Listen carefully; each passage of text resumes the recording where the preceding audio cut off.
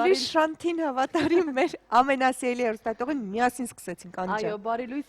բոլորին այսօր դեկտեմբերի 22-ն է, օրը 5 շաբթի, աշխատանքային շաբաթվա ավարտին մնացել է ընդամենը 1.5 օր, եթե այս առավոտն էլ չհաշվենք, այնպես որ այդ 2 օրերը մենք խոստանում ենք անցկացնել ձեզ հետ ձեր կողքին, բարձրացնելով ձեր տրամադրությունը ու մի փոքր ջերմացնելով ձեզ այս սաստիկ ցրտերին։ Իսկ եթե հանկարծ ձեզ սպասում են լարված աշխատանքային օր, ապա այն հեշտ անցկացնելու համար միանգամից տրամադրվեք լավ հանդիպումների, տանից դուրս գալիս հիշեք, որ յուրաքանչյուր մարդ ում հանդիպելու եք կարող է ինչ-որ նոր բան սովորեցնել մեզ։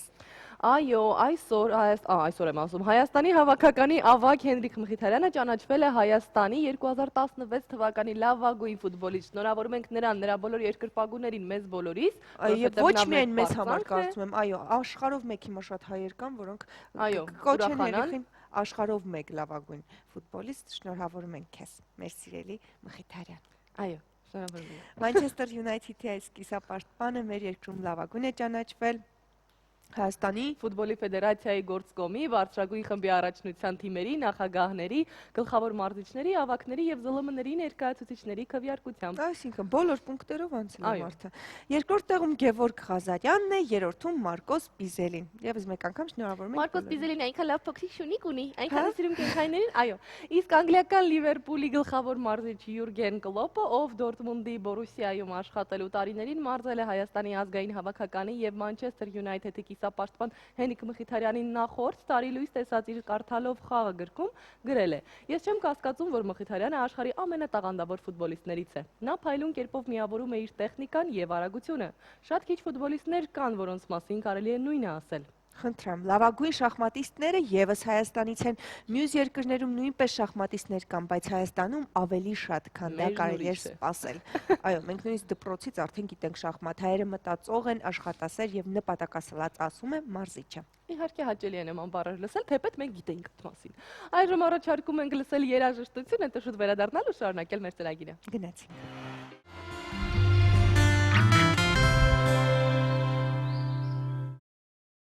Այո, մենք չեմպիոններ ենք տալիս ողջ աշխարհին։ Ֆրեդի Մերկուրին կարծում եմ արտացրեց բոլորին, Անի ջան, մենք չեմպիոններ ենք, որ այս պահին վարում ենք։ Այս հաղորդումը դուք էլ չեմպիոններ եք, որ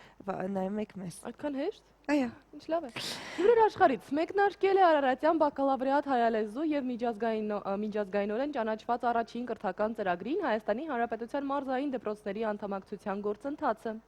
Այն ամբողջությամբ լրամշակվել է Քեմբրիջի համալսարանի Քեմբրիջի միջազգային քննություններ կենտրոնի հետ համագործակցությամբ միջազգային բոլոր չափանիշներին եւ կրթության գերազանցության միջազգային հարթակներին համապատասխանեցնելու համար։ Արդյունքում այսօր արդեն հայերենով քննությունները համարվում են համազոր աշխարհի ամենահայտնի անգլալեզու միջազգային քննություններին։ Ծրագրում ներգրաված են ուսուցիչները կվերապատրաստվեն ու կստանան միջազգային որակավորում։ Նախատեսված է նաև մոտ ապագայում Արարատյան բակալավրիատի ծրագրում ընդգրկել նաև Հայաստանի 1 կամ ավելի համալսարան, որպես կրթության մագիստրատուրայի աստիճան։ Շատ լավ։ Այսպիսի լավ պլաններ են։ Կրթությունը Արարատյան բակալավրիատի ծրագրով կլինի նաև անվճար, սա եւս շատ կարևոր է։ Ղազախստանցի երիտասարդ ծրագրավորող Ալեքսանդր Էլբակյանն ընդգրկվել է Nature ամսագրի կազմած 2016 թվականի գիտության ոլորտի ամենաազդեցիկ մարդկանց վարկանշային աղյուսակում։ Այսօր անդադար հայտնի հայերից են։ Այո, շատ հաճելի եթեր է։ Այդ պատվին Էլբակյանն արժանացել է Ski Hub որոնողական անվճար համակարգի ստեղծման համար, որն օգնում է շրջանցել հեղինակային իրավունքները եւ աշխարհի տարբեր երկրների ամսագրերից գիտական հոդվածներ ներբեռնել։ Օգտատերերի կողմից ներբեռնված հոդվածներն արխիվացվում են եւ կուտակվում Library Genesis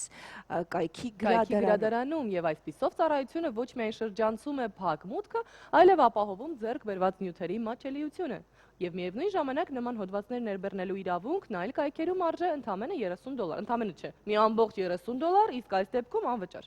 Դե ինչ վերադառնանք ամեն դեպքում գալիք տոներին։ Անի ջան, չենք մոռանում, կանադացի 75-ամյա Ժան Գայլ Լակերը ձմեռ պապիկների իր ամենամեծ հավաքածուի շնորհիվ հայտնվել է Գինեսի ռեկորդների գրքում։ Հավաքել է մարդը։ Նրա հավաքածուն ներառում է ձմեռ պապիկների մոտ 2360 արձանիկներ, շուրջ 33 երկրներից ձեռք բերած 2846 ամանորյա փոստային բացիկներ, 1500 տոնական անձեռոցիկ, 300 քորոց եւ կրծքազարդ ու տոնական շատ այլ բաներ։ Նրա երեխաներին եթե ասեն ինչ է անում պապատ, Ձմեռ պապիկ է։ պապիկներ է հավաքում։ Ընդհանուր հաշվով ձմեռ պապիկների սիրահարը հավաքել է ավելի քան 25200 զանազան իրեր ու հուշանվերներ, որոնք նա սկսել է կուտակել դեռ 1988 թվականից, երբ բարեկամներից մեկն իր կնոջը նվիրել է ձմեռ պապու անտիկ քանդակ։ Նայել է ու ասել է. «Կարելի Ես է հասկացա ինչով պիտի զբաղվեմ ողջ կյանքի ընթացքում։ Ամանորյա այլ հետաքրքիր ռեկորդների մասին կտեղեկանանք մոլորակի շուրջ էջի օգնությամբ, որն առաջարկում ենք ձեր ուշադրությանը։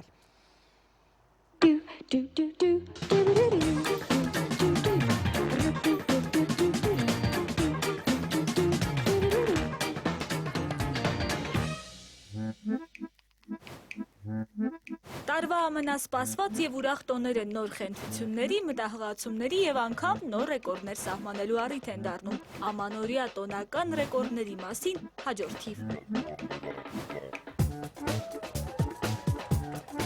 Գինեսի ռեկորդների գրքում տեղ գտած ամենայուրօրինակ տոնածառերի հեղինակները ավստրալացիներն են՝ Կանբերա քաղաքի բնակիչ գործարար Դեյվիդ Ռիչարդսը կամավորների եւ ինժեներների իր հնարամիտ խմբով։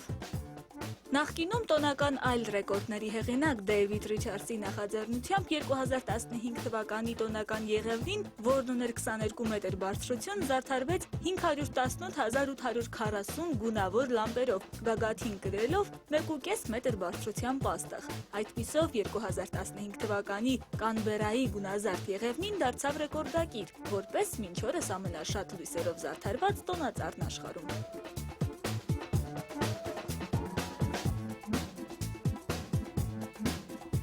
Ձնե հսկա, որ պատրաստվել է 2014-ին կանադական Օնտարիո նահանգի Լոնդոն քաղաքում։ Իր տամբակում վիթխարի ձնեմարդ կանգնեցնելու գաղափարը կանադացի տեղաբնակ Բոբ Մենինն էր, իսկ այն իրագործել աջակցեցին ընտանիքի անդամները՝ Զարմիկը, կինն ու դուստրը։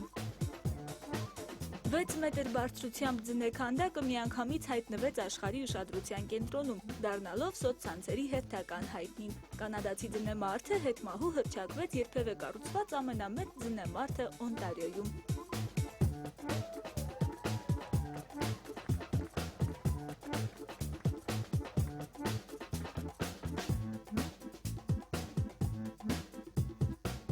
Սուրբ ծննդյան տոների ամենաուրախ, ամենասիրված ու ամենագունեղ կերպարը՝ ձմեռ պապ։ Տոներին ընդառաջ կարմիր հանդերձներով պապիկ հերոսների կարելի է տեսնել ամեն քայլափոխի, մոլորակի ամենատարբեր անկյուններում։ Ամանորյա ամենահայտնի ռեկորդներից է հազարավոր ձմեռ պապիկների ամենամեծ հավաքը մեկ վայրում՝ Հնդկաստան, Կերալա նահանգ։ 2014-ի դեկտեմբերի 27-ին շուրջ 18100 մարդ ձմեռ պապիկի հանդերձանքով դուրս էր եկել փողոց, սահմանելու համաշխարհային ռեկորդ։ Այսպիսով հնդիկներին հաջողվեց սահմանել մինչ օրս չգերազանցված համաշխարհային ուրախ ռեկորդ, հետևում թողնելով 13000 ձմեռ պապիկների իռլանդական ռեկորդը։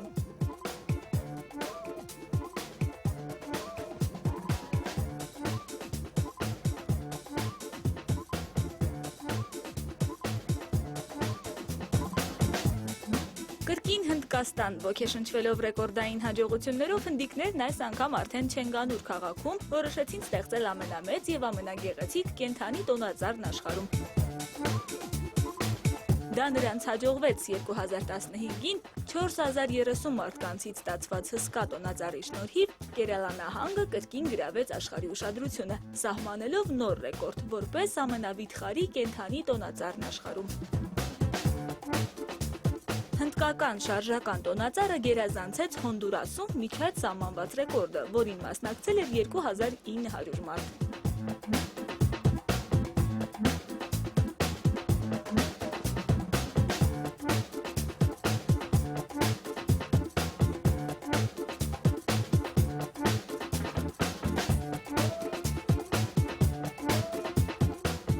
Այլընտրանքային հնարամիտ տարբերակ վառելու քաղաքի տոնածառի գեղեցիկ լույսերը։ Լատվիայի մայրաքաղաք Ռիգայի գլխավոր տոնածառն արդեն իսկ հասցրել է հայտնվել Գինեսի ռեկորդների գրքում։ Այս տարի տոնածառի լույսերը վառվել են Ռուդ Գոլդբերգի մեքենա անվանումով հայտնի մեխանիզմի շնորհիվ, որը շատ պարզ գործողությունը կատարում է չափազանց բարդ տարբերակով։ Գոլդբերգի սարքը տեղադրվել է քաղաքապետարանի երկու հարկերում։ Գործողությունների շղթան կազմված է 42 փուլից, որի վերջում վառվում են տոնական եղևնու լույսերը։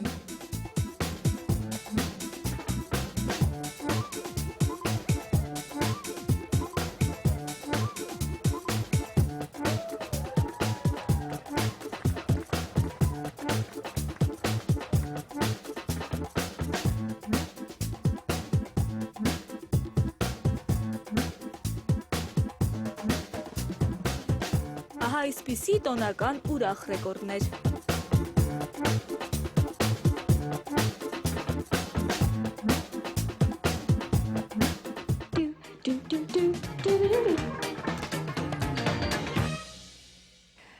Հրաշք, շրջեցինք մոլորակի շուրջ եւ կրկին հիշեցինք մեր լույսերն ու տոնածառանիչը, որ միշտ անփոփոխ է։ Մի քիչ նախանձում ենք մյուս երկրներին, բայց այս տարի ես գտնում եմ, որ Հայաստանում մի փոքր տեղ-տեղ նորություն կա, գեղեցկանում է։ Այո, Այո, լավատեսորեն նայենք։ Քաղաքապետարանի դիմաց օրինակ շատ գեղեցիկ ինչ-որ նորաձև տոնածառիկի նման լույսեր են, շատ սիրուն են դուր գալիս։ Լավատեսորեն նայեք ամեն ինչին, հատկապես օրինակ Գովազդին մեր եթերում։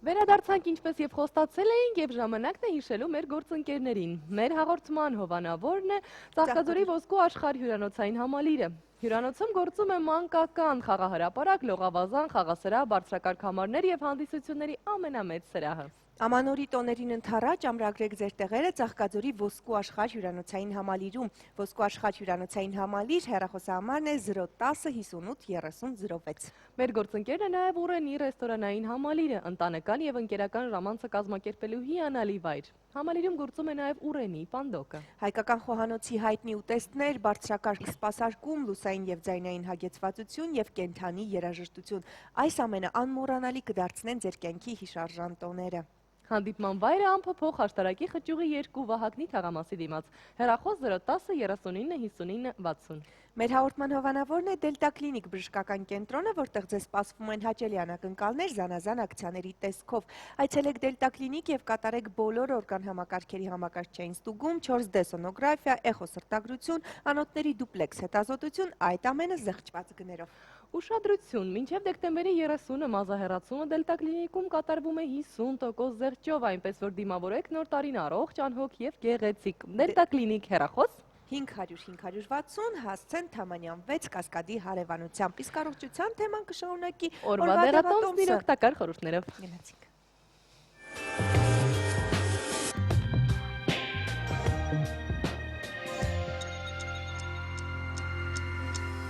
Մենք շարունակում ենք խոսել առողջության թեմայով եւ այս անգամ մեր քննասեղանին կարպալ համախտանիշն է, ինչի այն իրենից ներկայացնում մանրամասները։ Հիմա բժշկական կենտրոնի բժիշկ նյարդաբան Լինա Զուբալովայի հետ բարև ձեզ։ Բարև ձեզ։ Կարպալ համախտանիշն նախ մանրամասն ներկայացնենք, որ համախտանիշն է այդպիսի ոչ այնքան տարածված անունը կրում։ Ինչ է նշանակում կարպալ համախտանիշը։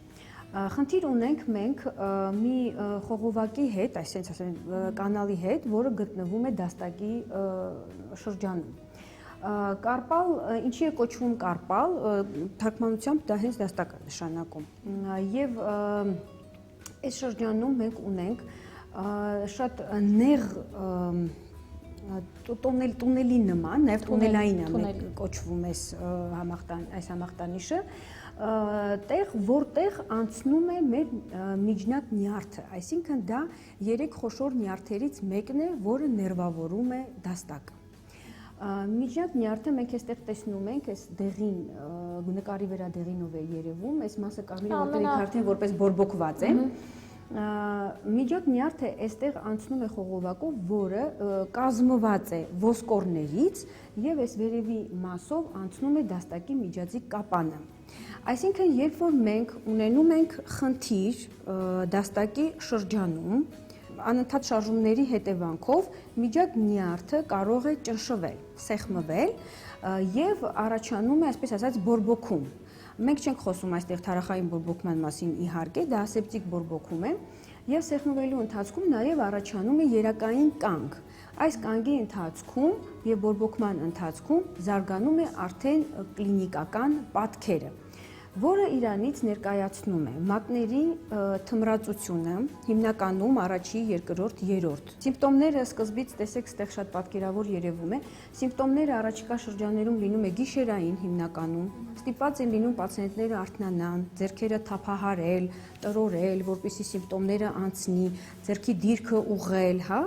եւ հետո միանում է նաեւ ցավեր։ Մատների շրջանում, դաստակի շրջանում հիմնականում խնդրեմը լինում է երկկողմանի եւ հիմնականում կանանց մոտ է հանդիպում։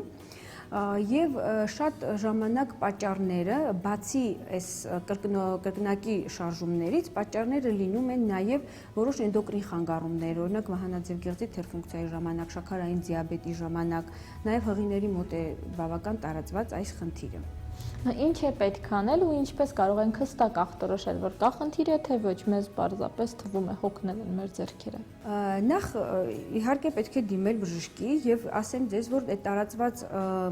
կարծիքը, որ ձեռքերի թմրածությունը կախված է արյան մակարդելիության հետ, շատ ժամանակ մարդիկ գնում են ստուգում են պրոտրոմբինային ինդեքսը եւ այլն, դա այդքան էլ ճիշտ չի լինում։ Ձեռքերի թմրածությունը հիմնականում եւ այդ ցավը կախված է լինում նյարդային խնդիրների հետ։ Եվ որպեսզի մենք հասկանանք, մենք ունենք խնդիր կոնկրետ կարպալ համախտանիշի հետ, թե նաև թմրածությունը օրինակ ողնաշարի պարանոցային հատվածի հետ է, խնդիրների հետ է կապված, որովհետև նաև ողնաշարի խնդիրների ժամանակ է հանդիպում այս սիմպտոմները։ Արվում է հետազոտություն, որը կոչվում է էլեկտրոնեյրոմիոգրաֆիա։ Այսինքն մենք կատարում ենք համապատասխան նյարդի, միջակ նյարդի էլեկտրականության միջոցով կատարում ենք ոնց որ գրգռում նյարդի եւ համապատասխան հաղորդելով այդ ոսանքի գրգիրները գիր ենք ստանում, պատկեր ենք ստանում համապատասխան մկանի աշխատանքի։ Այսինքն process-ը ցավոտ չէ եւ շատ արագ։ Այդքան էլ հաճելի չի ասեմ, բայց ցավոտ չի իհարկե։ Եվ հետազոտելով նյարդը մենք տարբեր հատվածներով իր ուղի մենք կարող ենք հասկանալ որտեղ է խնդիրը։ Դա դաստակի շրջանում է, թե դա ավելի վերևի նյարդի ընթացքի ավելի վերևի հատվածներում է։ Հստակ կարող ենք ստանալ պատասխան, որը կտա մեզ դիագնոզ եւ դրանից հետո արդեն իհարկե անցնել բուժական միջոցների։ Քանի որ այս խնդիրը շատ տարածված է եւ անտեսված է լինում մեր որպես կանոն մեր հասարակության կողմից, հիմա բժշկական կենտրոնում կատարվում է էլեկտրոնեյրոմիոգրաֆիկ հետազոտությունը եւ շատ հեշտությամբ կարող է դրվել ախտորոշումը, այս շաբաթ մենք կկատարենք հետազոտությունը 50% զեղչով։ Շնորհակալություն, սա թերևս լավագույն հնարավորությունն է առիթից օգտվելու եւ ստուգելու արդյոք ամուր են մեր դաստակները, թե ոչ, իսկ մենք նոր դեղատոմսերով քիչ անց կրկին կմիանանք։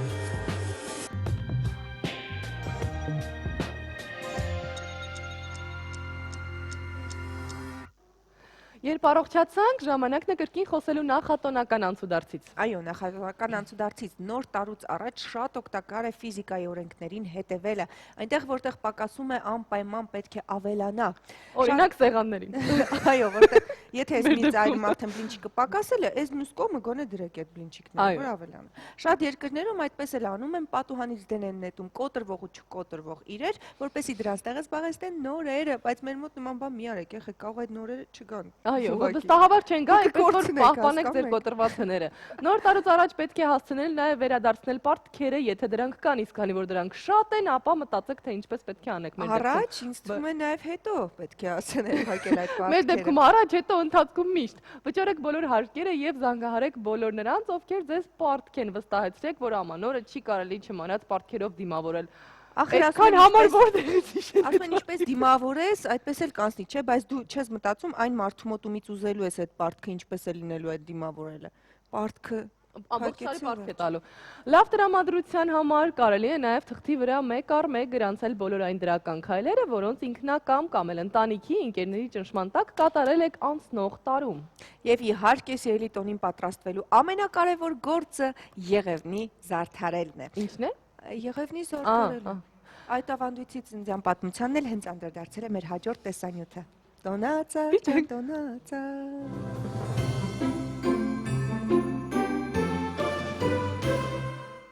Պտղատու ծառերից մինչև Եղևնի։ Մեզ մոտ ամանորի, իսկ աշխարհում Սուրբ Ծննդյան տոնի խորհրդանիշ։ Եղևնին զարդարելու սովորույթն առաջացել է ավելի քան 2000 տարի առաջ, սակայն պաշտոնական ծնունդը 16-րդ դարում էր Գերմանիայում։ Այն սկզբնապես դատապարտվեց եկեղեցու կողմից, սակայն ավանդույթի ուժն ավելի զորեղ էր, եւ տոնածառը Գերմանիայից հասավ Նորվեգիա, Դանիա, ապա Ֆինլանդիա։ Ըստ լեգենդի Եղևնին տոնածառ դարձրեց Մարտին Լյութերը, որպեսզի պաշտամունքային ծառն ինչ-որ կերպ մոտեցնի քրիստոնեությանը, նա իր հետևորդներին պատվիրեց տոնական ծառի գագաթը զարդարել Բեթխեհեմյան աստղով։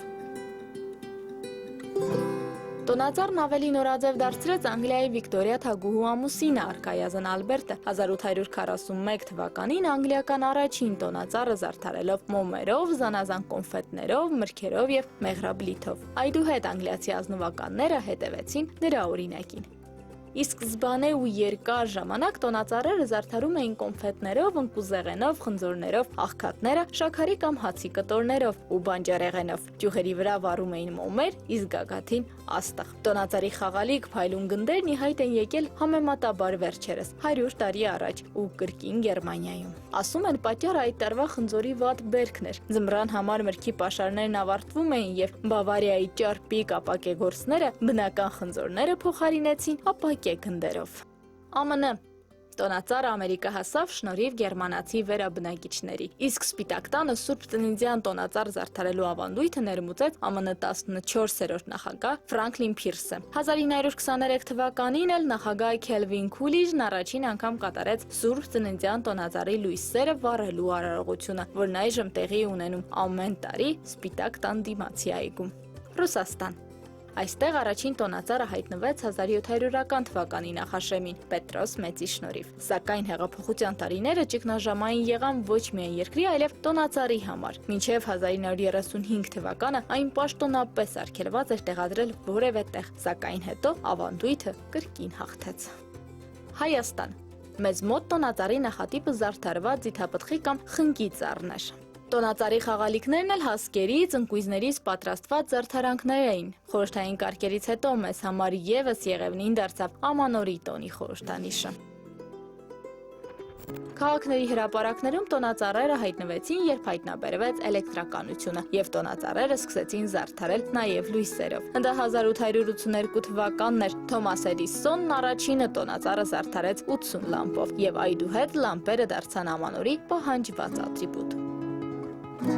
Այս օրերին աշխարհի բոլոր անկյուններն են զարդարում մեծ ու փոքր տոնածառերը։ Իդեպ ամենամեծը տեղադրվել է Մեխիկոյում 2010 թվականին։ 110 մետր բարձրությամբ ծառ, որը հավասար է 40 հարկանի շենքի բարձրությանը։ Իսկ ամենաօրիգինալը Հոնդուրասի մայրաքաղաքի տոնածառն էր 2014 թվականին։ Դեկտեմբերի 3-ին 3000 մարդ 6 րոպեանոց կենդանի տոնածառ կազմեց եւ գրանցվեց Գինեսի գրքում։ 2015 թվականին արդեն տոնածառի լույսերի քանակով ռեկորդագիրը դարձավ Կամբերան։ Այստեղ 22 մետրանոց ծառը զարդարվել էր 518838 փայլող լամպերով։ Իսկ այս տարի արդեն նոր ռեկորդ են սահմանել ռուսները, ռեկորդի պատճառն էլ Մոսկվայի Պակլոննայե գարայի վրա հսկայական տոնածառի խաղալիքն է, որը նաև պարահրապարակ է։ Կլոր խաղալիքի տրամագիծը 17 մետր է, այն ոչ միայն լուսարձակում է, այլ նաև երգում եւ համարվում է աշխարհի ամենամեծ լուսադիոդային քանդակը։ Իրինա Մկրտչյան, Սնեժան Նեչարյան, Առավոտը շանթում։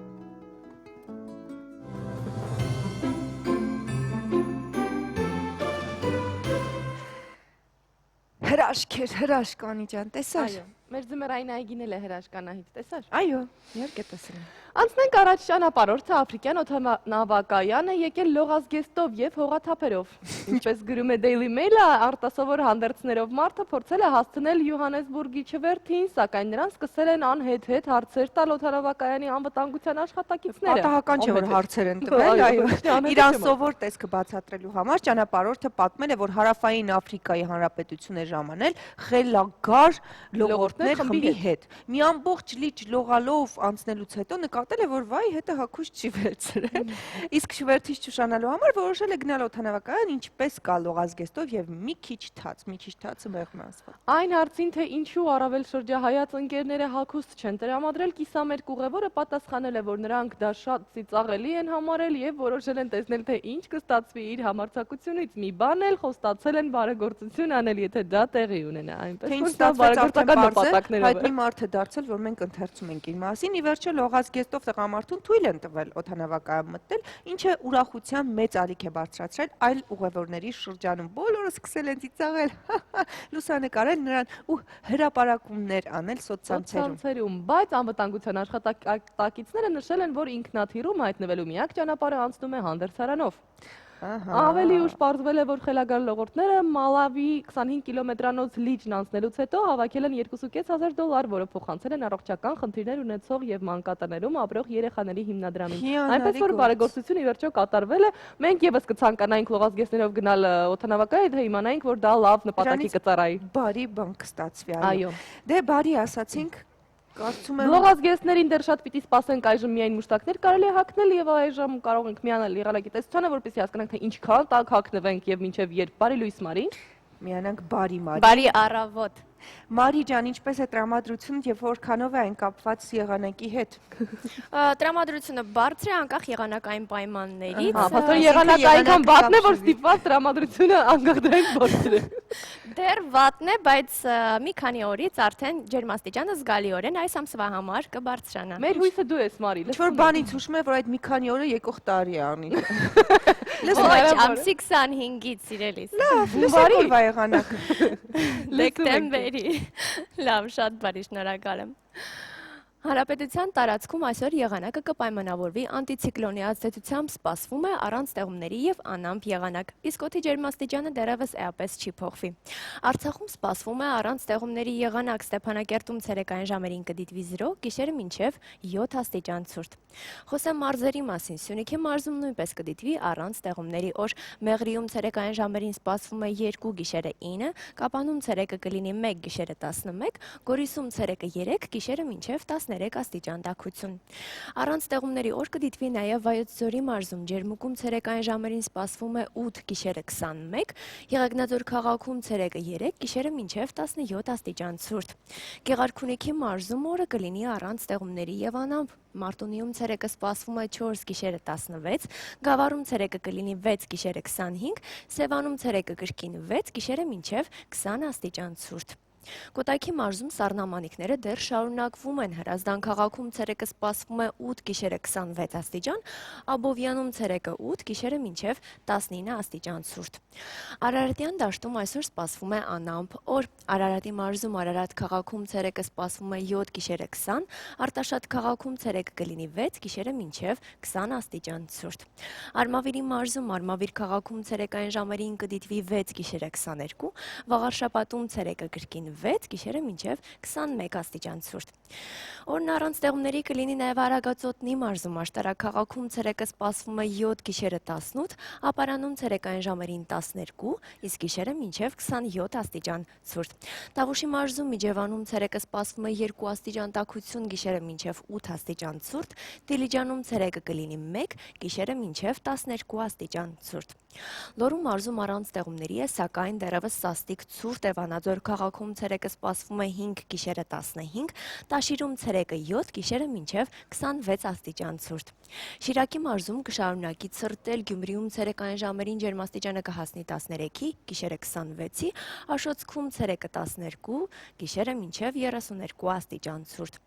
Անդրադառնամ մայրաքաղաքին, Երևանում այսօր նույնպես կդիտվի առանց ստեղումների օր։ Քամին հյուսիսային է 2-ից 5 մետր վարկյան արագությամբ, մթնոլորտային ճնշումը 678 մմ սնդիկիսյուն է, իսկ օդի հարաբերական խոնավությունը ցերեկային ժամերին կդիտվի 55%։ Օդի ջերմաստիճանը Շենգավիթում եւ կենտրոնում ցերեկային ժամերին կհասնի 7-ի, գիշերը 20-ի, Հավանում ցերեկը 7-ի, գիշերը մինչև 16 աստիճան ցրտի։ Դե ինչ եղանակի մասին այսօր այսքանը, բոլորին հաճելի եւ լավ աշխատանքային օր եմ մաղթում։ Աղջիկներ։ Շնորհակալություն Մարի, արդեն որոշ օրն է հետևում ենք Աշոցքին, հա, էլի -32 այս անգամ, կարծում եմ մինչև այնտեղ չբարձրանա, մենք հույս չունենք, որ մեզ մոտ ինչ-որ Այո, հույսը Աշոցքն է եւ Մարին։ Շնորհակալություն քեզ Մարի,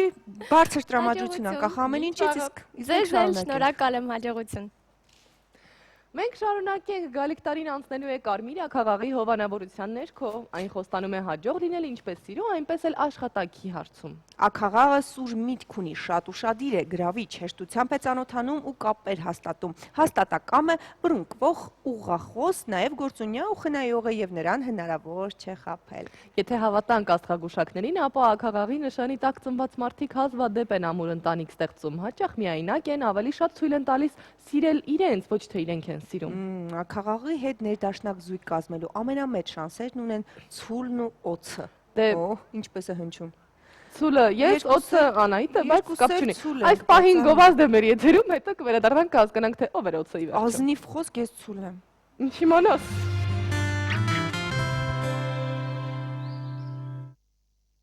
Վերադարձանք մեծ սիրով եւ ժպիտով շարունակենք։ Ինչ կասես։ Այո, օծերը շարունակում են առավոտյան ծրագիրը, ուսումնասիրությունները ցույց են տվել, թե որոնք են ամանորի եւ Սուրբ Ծննդյան տոների գնումների վրա ամենից շատ ծախսող երկրները։ Առաջատար դիրքերում են Հայաստանը, ամերիկացիները։ Չէ, Հայաստան պիտի ունենա որ ծախսի անի ջան։ Ամերիկացիները, իսպանացիները, իռլանդացիները, այս երկրների բնակիչները հատկապես մեծ գումարներ են հատկացնում ամանորյա նվերներ, արթուզարդի պարագաներ, տների ձևավորման դեկորացիաներ, զարդարանքներ գնելու համար։ Եվրոպական երկրների թվում ամենից շատ ամանորյա ծախսեր հատկացնում են Իսպանիայի, Շվեյցարիայի, Լյուքսեմբուրգի բնակիչները։ Նրանք ամանորյա գնումների եւ տոնական միջոցառումների վրա ծախսում են գրեթե 1400 եվրո, պատկերացնում։ Հա, այստեղ մենք լռում ենք մեր 1400 դրամով։ Ամանորին եվրոպական երկրների թվում ավելի տնտեսող մոտեցման բաժքի են ընկնում գերմանացիները եւ ֆրանսիացիները, ովքեր միջինը ծախսում են ընդամենը 700 եվրո։ Չէ, մեր 200 դրամի նման։ Իդեպ եվրոպական երկրներում անցկացված հարցումները ցույց են տվել, որ տղամարդիկ ավելի գերադասում են նվիրել իրենց կանանց ձայնատեսած սկավառակներ, օծանելիք, տամպարագաներ, մինչդեռ կանայք ավելի նախընտրում են ստանալ ամանորյա ճանապարհորդության առաջարկներ եւ զարդեր։ Իհարկե, ով որ մի կինը չի ուզում։ Հարգելի տղամարդիկ, սիրելի հայեր, նկատի ունեցեք, որ ձեր կանայք ուզում են ստանալ ճանապարհորդությունների մեծ զարդերի։ Ես հիշում եմ այդ օր, երբ շատ էի ուզում ճանապարհորդություն, բայց լավ թավա ստացա։ Տեսնում ես ինչ լավ է։ Եվ այդ օրվանից դու պատրաստում ես։ Այո։ Իսկ թե ինչ նվերներ կարելի է պատրաստել սեփական ձեռքերով այս տարվա ամանորն առավել հիշարժան դարձնելու համար Կհուշի մեր հաջորդ տեսանյութը handmade, դիտենք միասին։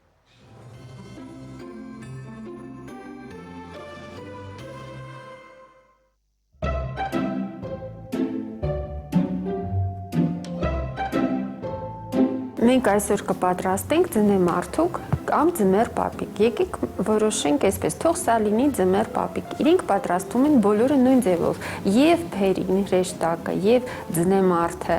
եւ ձմեռ պապիկը նույն ձևով են պատրաստում։ Պետք է թելը ուղղակի փաթաթել ստվարատախտի վրա, սա կլինի տիկնիկի մարմինը։ Ուրեմն, եթե մենք ուզում ենք, որ ինքը լինի հաստլիկ, ուրեմն պետք է ավելի շատ թել փաթաթել։ Հիմա վերցնում ենք լրացուցիչ թել, անց ենք կացնում այս մեր փաթաթած թելերի տակով եւ կապում ենք հասարակ հանգույց։ Ապա հանում ենք ստվարաթղթի վրայից թելափունջը եւ սա կծառայի որպես ձմեռ պապիկի մարմին։ Դրեցինք սեղանին եւ հիմա պատրաստենք իր գլխարկը։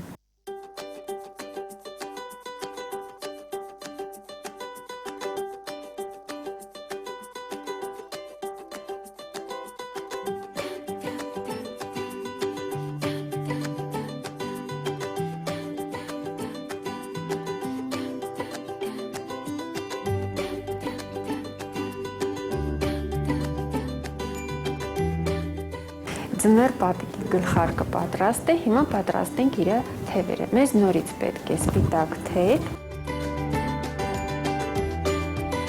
Ձնեմարդ սարքելու համար մեկ հատ էլ էստեղ ենք կապում ու ձնեմարդը պատրաստ է։ Շատ հեշտ է եւ կարող են նույնիսկ ամենափոքրերն էլ այսպիսի մարդու ձնեմարդ պատրաստել։ Իհարկե ամենաճիշտը ձնից պատրաստելն է ձնեմարդը։ Տեղադրեցի թևերը։ Հիմա սկսում ենք հագցնել ձմեռ պապիկի շորերը։ Ուրեմն եթե ձիգ փաթաթեք, ձմեռ պապիկի ձեռքերը կարող եք շարժել։ Այնպիսի տպավորություն է, ոնց որ մեջը մետաղալալ լինի։ Եթե ուզում եք ստանալ ձյունանշիկ, ենթադրենք, ներքևի փնջիկը կտրում եք, սա կստացվի իր շորիկը եւ կունենանք այսպես շորիկ։ Իսկ եթե ուզում ենք, որ դառնա ձմեռ պապիկ, պետք է թելերը բաժանել երկու մասի։ Մենք հիմա ուզում ենք ձմեռ պապիկ։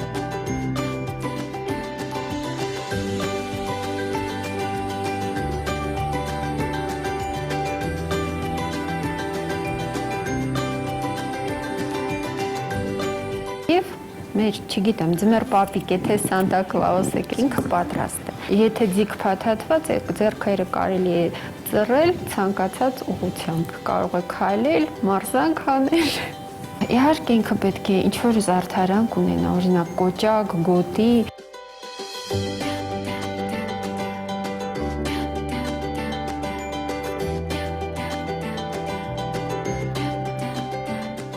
մեր տիկնիկները պատրաստ են։ Շնորհավոր Ամանոր եւ Սուրբ Ծնունդ։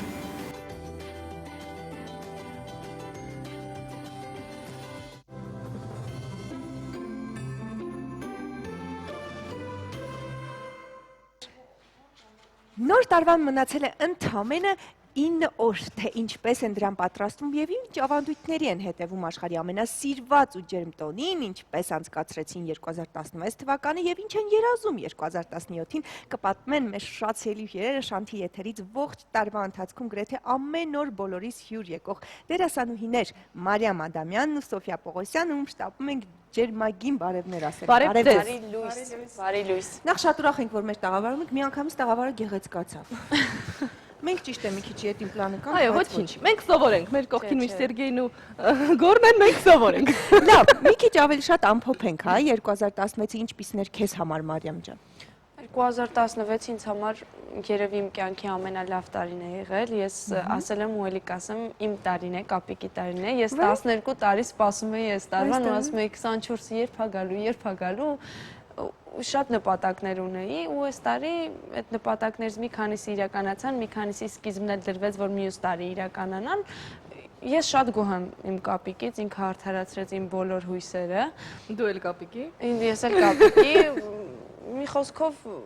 հրաշք տարի, այն ինչ որ ես իմիջայլոց ես այս տարի մորաքույր դարձա, ինչի համար շնորհակալ եմ իմ քույրիկից, ամենալավ է դա ու լավ տարի էր, չէ։ Ինչ կասի Սոֆիան։ Սոֆիա ջան,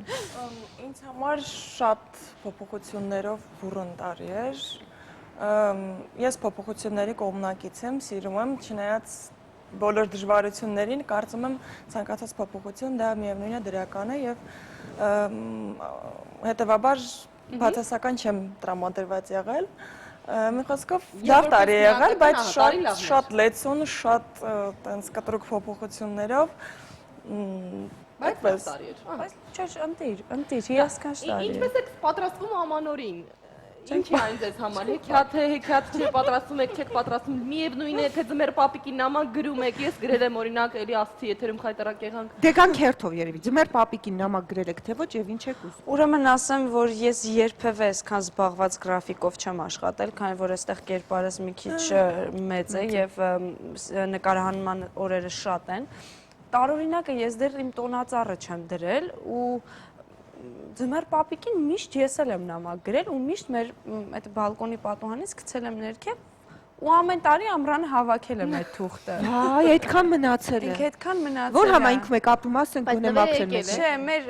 սեփական տան հողամասներ են գնում ու տենց, բայց ես հավատում եի, որ ինքը կարդում էր, հետ էր դնում տեղն, այնպես որ չեմ զարմանում անջան, որ դու գրել ես։ Ուղղակի այս տարի չեմ հասցրել, բայց անպայման Ես հիմա կգրեմ։ քեզ թուղթ ու գրիչ կտրամադրեմ, դու կգահացնես։ Ես հավատում եմ, որ նոր տարվա գիշեր հենց ժամը 12-ին պահված բոլոր երազանքներ, իհարկե խելքին մոտ երազանքներ, իրականանում են, որովհետև իմ կյանքում միշտ այդպես է եղել։ Ես ինչ երազանք պահել եմ 12-ին, կատարվել է։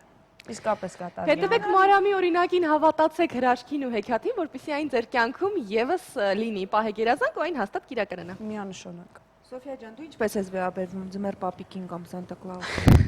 Նամակներին եւ հեքիաթներին։ Ինձ համար սա արդեն երևի 5-րդ տարին է, որ ես այդ գժական գրաֆիկի մեջ եմ ու չեմ հասցնում երազել ես նույնիսկ։ Շատ լավ։ Ես ուշանում եմ երազելուց։ Այսինքն կարելի ասել, որ այս զբաղվածությունը ինչ որտեղ թույլ չի տալիս, որ դու նկատես, որ արդեն տոն է, թե ամեն դեպքում հասկանում ես։ Չէ, ես անկեղծ ասած, ինձ համար տոները տենց հատուկ օրեր ես չեմ սիրում, որ այս ինչ օրը տոն է։ Միայն երևի թե նոր տարին է, որ այդ մանկական սրտի թրթիռով սպասում ես դրան, բայց տոնածառ ես էլ չեմ հասցրել դեռ դնել, երևի այս կիրակի կհասցնեմ։ Շատ սիրում եմ, երևի դա հենց կոնկրետ մանկության հուշերի հետ ավելի շատ ասոցացվում այդ նոր տարվա զգացողությունները, էմոցիաները։ Ես էլ եմ պատրաստվում, այո, շատ երազանքներ եւ ցանկություններ պահել ես եկող տարվա հետ կապված եւ հուսամ, որ կիրականանա։ Որպեսզի իրականանա։ Հավատանք եւ այո, իրականանա։ Շատ բարի, սերիալում երկուստ է շատ գլխավոր կերպար եք եւ զբաղված եք, դա արդեն հասկացանք։ Իսկ որպես կին եւ տանը օգնող կամ մայրիկին եւ այլն, ինչպես եք ասենք, բլինչիկ կպատրաստեք կամ տոլմա կդնեք, թե սեղանի հետ չեք Կամ ինչն եք պատրաստում, եթե ինչ-որ բան պատրաստում եք, գուցե նվերներն եք դուք փաթեթավորում կամ որևէ այլ բան։ Ես հիմա մի շատ հետաքրքիր բան կպատմեմ, այսօր երեկո է տեղի ունեցել դա։ Ես քան որ ոչինչ չեմ հասցնում, երեք մի քիչ շուտ գնացի տուն ու որոշեցի մեր տան համար գեղեցիկ ճյուղերից սպիտակ ներկով փչած ես դեկոր սարքել։ Սարքեցի մինչև գիշերվա ժամը 2-ը ու մեջ ասենց սիրուն լույսերով միջից ձնեմարդ է։ Առավոտյան տենց շատ վատ ստացվեց, մայրիկս տենց գցեց, տենց գնաց ընկավ, տենց խառնվեց, ջարդվեց ամբողջը։ Տենց հասկացա, որ ոչինչ էլ չեմ ուզում պատրաստել։ Բայց ինչու՞, այսինքն չէր նկատել, որ դա Չէր նկատել, տենց շորի թելը ընկավ, քաշեց, տենց Ու հասկացար, որ պատրաստել պետք չէ որևէ բան։ Չէ, Հավատա իրականում բլինչիկը ես- չի ինքնի սեղանից։ Չէ, իրականում ես միշտ օգնել եմ մայրիկին ամեն ինչ, հիմնականում ես ու ինքն երեկվա միջադեպից հետո հասկացա, որ ուղղակի վերջ ես տարի օգնել։ իսկապես շատ խառնեմ ու մինչև հաստատ ամսի 30-ը խառը կլինեմ, բայց 31-ին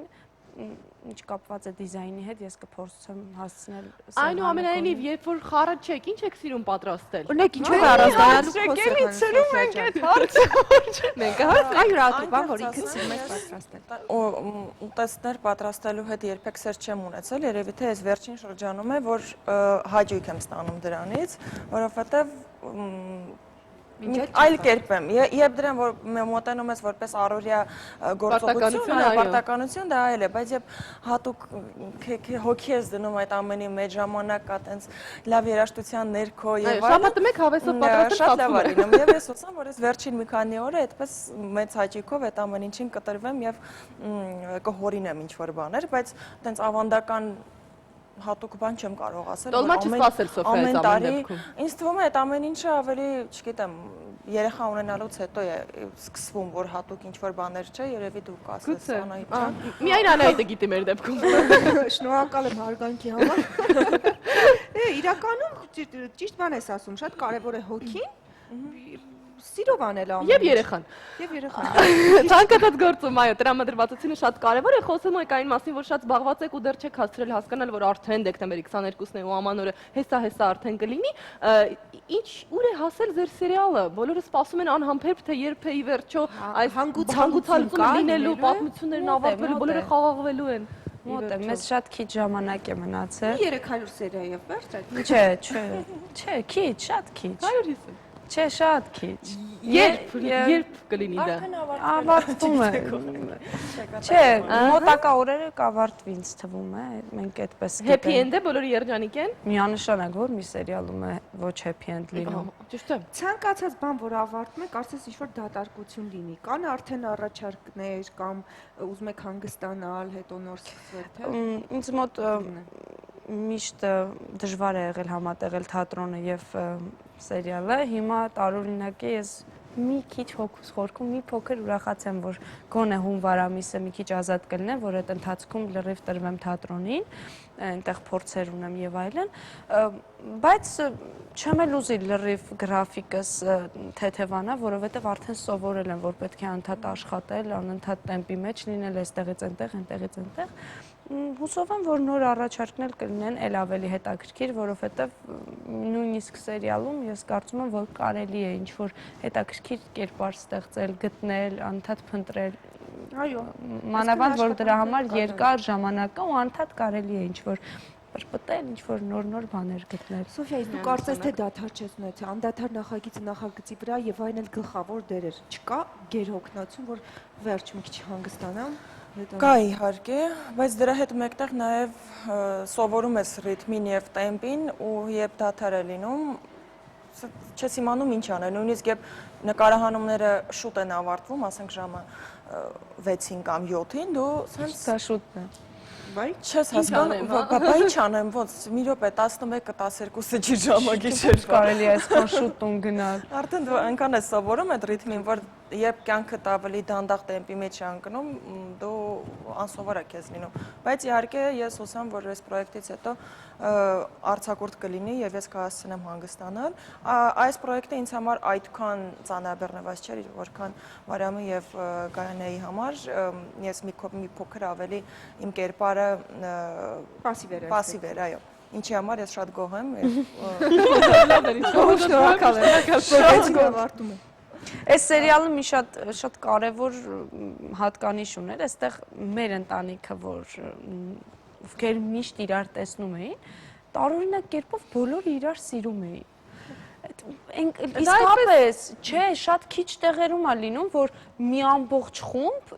իրար հետ շատ լավ հարաբերություններ նկարահանման հրապարակում, թե դրանից։ Նկարահանման հրապարակում էլ, նկարահանման հրապարակից դուրս էլ շատ լավ հարաբերությունների մեջ են, որ նույնիսկ զարմանում եմ, մի անգամ կատակով ասեցի, մեկը չկա հետը վատ լինենք, դες գրիմանոցից դուրս կա հետևից խոսա։ Ախ, ես այդ սերիալում լինեի, Մարիամ ջան, այ պիտի լինեի այդ սերիալում, որ գոնե մեկը լիներ ու մեծ։ Չէ, ես վստահ եմ, որ նման բան Խոսքով մի ընտանիք եք դարձել։ Բանկի մնացել թող հանգիստ ավարտենք։ Դե բնականաբար բոլորին հետաքրքիր էր, չէ, եւ նկարահանումից դուրս շփում կա, շարունակվելու է, թե սերիալը կավարտվի նաեւ այդ ժպիտն ու դրական էմոցիաները։ Ինձ մոտ այս տարիների ընթացքում ես կարող եմ ասել, որ իսկապես աչքով չտամ, բայց միշտ շատ լավ հարաբերություններ են ձևավորվել եւ նկարահանումից դուրս ձեռք են բերել շատ լավ ընկերներ, ում հետ շփվում ենք արդեն նաեւ նկարահանումներից դուրս եւ ինչի համար շատ ուրախ եմ եւ վստահ եմ, որ այս ֆիլմից հետո էլ այդպես լինելու, որովհետեւ նույնիսկ հիմա այս խիտ գրաֆիկի հետ մեկտեղ մենք հասցնում ենք նկարահանումից դուրս գնալ ինչ-որ տեղ, արագ։ Շատ բարի, նշեցիր Կապիկի տարին քեզ համար կարևոր եւ լավ տարի էր, քո տարին էր, բայց մոտենում է ակխաղաղը։ Ինչ սպասելիքներ ունես։ Ես հիմա ամպագորգոր բառեր չեմ ասի, բայց ես վստահ եմ, որ մարդու կյանքում տեղի է ունենում այն, ինչին ինքը հավատում է։ Եթե մի բան իսկապես մի բանի շատ հավատում ու սպասում ես, անհնար է այդ ուժը արձագանքում անպայման տիեզերքը միշտ նպաստում է նրան, որ քո բոլոր նպատակները իրականանան։ Բայց ես միշտ կասել եմ ու կասեմ, պետք է ուղղակի այդ նպատակների ճիշտ հերթականություն որոշես։ Միանգամից վերջինը չի կարելի ընտրել։ Պետք է հերթով տոտիկ փոքրիկ քայլերի արվեստով գնացնել։ Որն է 2017 թվականի տոտիկը։ Տոտիկը նոր ուզում եմ խաղամ դերեր, որոնք երբեք չեմ մտածել, որ կարող եմ խաղալ։ Ուզում եմ ունենալ նոր ստեղծագործական ինչ-որ մտքեր։ Իսկ անձնական դերերը հասկացանք։ Ահա, էսի չէ, անձնական կյանքում դեռևս պասիվ շրջան է։ Բայց դա ինձ չի խանգարում, ես ինձ լիարժեք ու լավ եմ զգում։ Մեզ նայում են շատ հեռանկարային տղամարդիկ, կարծում եմ նրանց այս լուրը շատ դուր եկա, որ անձնական կյանքում դեռ պասիվ է։ Ես հավատում եմ, որ կա մեկը, ում հետ մարդիկ միշտ ասում են ամբողջական այդ կեսերը միանում են ու դա ռոմանտիկ է։ Մենք հավատում այդ կեսին, որ այո, կլինի բոլորի կյանքում կլինի, բայց դա պլանավորելով չի, այնպես որ ակխաղաղը ինձ թվում է ինձ ոչ մի բանով օգտակար չի կարող լինել։ Այս հարցում։ Լավ, ինչ կասի Սոֆյան, ինչ սպասելիքներ ունի 2017 թվականից, ակխաղաղից կոնկրետ։ Շատ սպասելիքներ ունեմ, ես չեմ սիրում իմ երազանքները բարձրաձայնել, նպատակների հետ կապված կասեմ երևի թե աշխատանքային գործնական ոլորտում չգիտեմ բարձրաձայնել թե ոչ։ Այո։ Բազում առաջարկներ կան, որոնք հետո անակնկալի կերպով մենք կտեսնենք, այսպես ասենք։ Ահա, շատ լավ։ Ճամփորդել, որևէ տեղ գնալ, որտեղ չեք հասցրել լինել։ Դա էլ կա պլաններում, բայց արդեն ամառվա սեզոնում։ Ահա, շատ լավ։ Ամանորը դիմավորելու եք Հայաստանում, ինչպես հասկացա երկուսը։ Այլ տարբերակ չկա։ Լավ, նկարահանումներին այլ տարբերակ չկա։ Բայց ո՞րն է ամանորի ձերեն ճիշտ բանաձևը, հա, ինչպես է պետք դիմավորել այդ երեկոն, ինչ որտեղ ընտանեկան մթնոլորտում դիմավորել, դա Սոֆյան շատ ճիշտ բան ասաց, որ դեռ մանկուց մեր մեջ ասոցացում է դա ընտանեկան տոն է, մանդարինի եւ բաստուրմայի տոնը, շատ ընտանեկան, շատ գեղեցիկ է մանդարինը բաստուրմայի հետ, չէ, մի տեսակ այդ մանկության հոտեր կան, որոնք միշտ ասոցացվում են այդ նոր տարու ու ընտանիքի ջեր մթնոլորտի հետ, հուսով եմ այս տարի բացառություն։ Ձեզ մոտ ինչ բույրով է նոր տարին ասոցացվում, ինչ բույրի հետ։ Ինձ մոտ աղանձի բույրով է ասոցացվում, նոր պատրաստվում է աղանձը կանեփի։ Հրաշք։ Այսինչ նոր բացահայտումներ արեց։ Եթե նյութ լիներ կգրեին, չէ՞, Կանեփը եւ Սոֆիա Պողոսյանը։ Սիրում են այդպիսի։ Դե ինձ ամենաշատը դա է սիրում, միշտ խնդրում եմ մամային, որ կանեփը շատ լինի։ Հասկանալի պատճառներով երևի թե։ Դե ինձ ձեզ ցանկանում ենք որպեսզի իրոք որ 2017 թվականը եւ ակաղաղը բերի ձեզ այն արդարացնի բոլոր այն սպասումները, որոնք որ դուք ունեք, որպեսզի երջանկացնի եւ անձնական ոլորտում եւ աշխատանքային բոլոր հարաբերությունները լինեն այնպես, ինչպես դուք եք ցանկանում։ Ես էլ ուզում եմ Զելի արտահայտողին եւս մեկ անգամ հիշեցնել, չնայած կարծում հիշեցման կարիք չկա, որ մեր սիրելի Հիշեցու, որ մենք ենք հաղորդավարներ։ Դերասանուհի Մարիամ Ադամյանն ու Սոֆիա Պողոսյանը շնորհակալություն ձեզ անկեղծ, ինչ որտեղ զվարճալի եւ լավ զրույցի համար ձեզ թեթև տարի եմ ցանկանում անկախ։ Շնորհակալություն եւ հաջողություն ենք մաղթում հրաշալի տոներ բոլորին, իսկ այս պահին կոմերցիոն դադար մեր եթերում։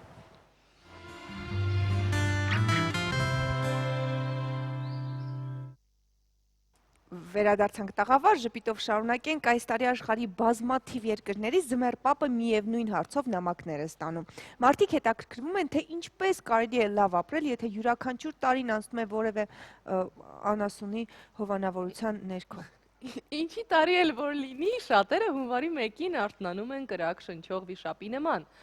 Այս տարի կան եւս մի քանի նորամուծություններ, ճապոնացի գյուտարարները բրիտանացի գիտնականների հետ խելքի տալուց հետո ստեղծել են Ձմեռ պապի համար ոտանավոր արտասանող անթորակներ, հատուկ ալարկոտ վատ հիշողությամբ կամակոր կամ էլ ամաչկոտ երեխաների համար։ Ինչ որ տարօրինակ տարի։ Այո, վիճակագրության համաձայն ժամանակակից երեխաների 70%-ը չեն հավատում սթափ Ձմեռ պապի գոյության, այնքան են տեսել այդ դաժան մանկության ժամանակ ոչ սթափ Ձմեռ պապի։ Այո, ես էլ եմ տեսել։ Ամանորի կատակներից անցնենք ֆրանսիական հումորին։ Այժմ դիտենք Պիեր Ռիշարին նվիրված ֆենոմենը։ Գնացինք։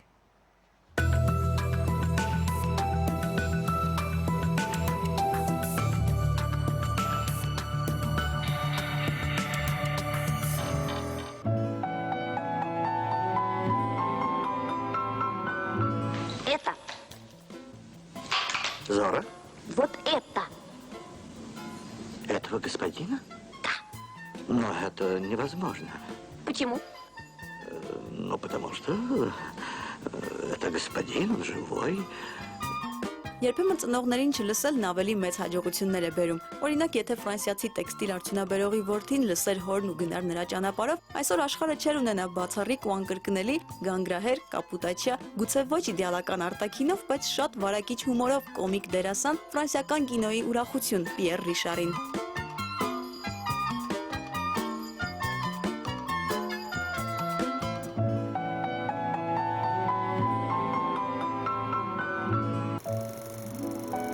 «1934 թվականի օգոստոսի 16-ին Ֆրանսիայի Վալենսիեն քաղաքում ֆրանսիացի հաջողակ տեքստիլ արդյունաբերող եւ ազնվական ֆեոդալների ժառանգ Դեդ Ռիշարի ընտանիքում ծնվեց առաջնեկը։ Տղային շատ բարդ ու երկար անվամբ կնքեցին՝ Պիեր Ռիշար Մորիս Շարլ Լեոպոլդ Դեֆե։ Պիերի հայրը կյանքում 2 տարերք ուներ՝ գեղեցիկ կանայք եւ ձիարշավներ։ Նա շատ արագ խաղի մեջ տանուլ տվեց հսկայական կարողությունն ու ստիպված եղավ խնդրել իր հորը հոգ տանել ընտանիքի մասին։ Կարճ ժամանակ անց Պիերի ծնողները բաժանվեցին։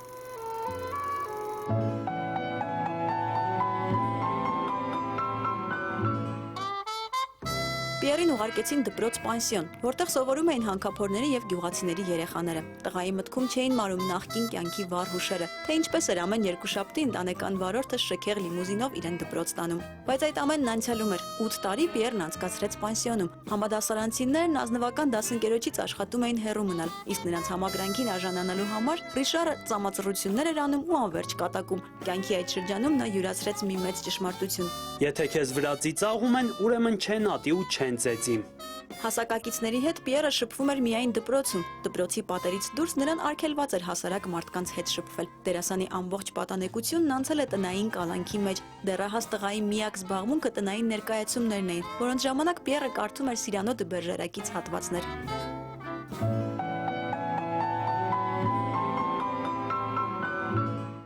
Երբ Պիերը 12 տարեկան էր, մահացավ նրա սիրելի պապիկը, ում հետ տղան շատ կապված էր։ Մահից առաջ նա ասաց, որ Պիերն իրենց ցեղի միակ զավակն է, ով կյանքում ամեն ինչի կհասնի։ 18 տարեկանում երիտասարդն արդեն հստակ գիտեր, պիտի թատերական կրթություն ստանա, բայց հայրն այդ գաղափարին դեմ էր։ Նա որոշել էր, որ որդին պիտի իր նման տեքստիլ արդյունաբերող դառնա։ Բայց Պիերի որոշումն անբեկանելի էր։ Նա հավաքեց իրերն ու փախավ դեպի Փարիզ, խզելով ընտանիքի հետ բոլոր կապերը։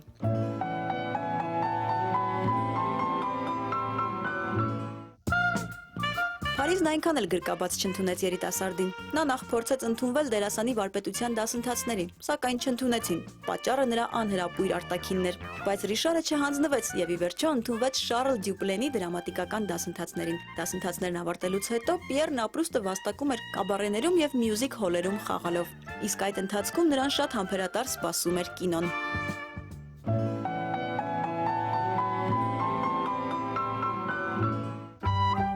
Մինչ առաջին լուրջ դերը ստանալը Ռիշարը խաղում էր երկրորդական կերպարներ։ Փորձ էր կուտակում մինչև 1967 թվականը։ Խորհրդանշական տարիք եւ առաջին քայլը դեպի հեռանկարային ինքնաբացահայտում։ Ռիշարն առաջին անգամ լուրջ դերով էկրանին հայտնվեց 33 տարեկանում, 1967 թվականին Երանելի Ալեքսանդր ֆիլմում։ Այդ ֆիլմի ռեժիսոր Իվ Ռոբերի հետ ծանոթությունը դերասանի համար ճակատագրական եղավ։ 1972 թվականին նա Ռիշարին առաջարկեց բարձրահասակ շիկահերը Սև Կոշիկով կոմեդիայում գլխավոր դերը։ Այդ ֆիլմը դարձավ ռեժիսորի լավագույն աշխատանքը, եւ հենց այդ ֆիլմով հանդիսատեսը բացահայտեց նոր տաղանդավոր դերասան Պիեր Ռիշարին։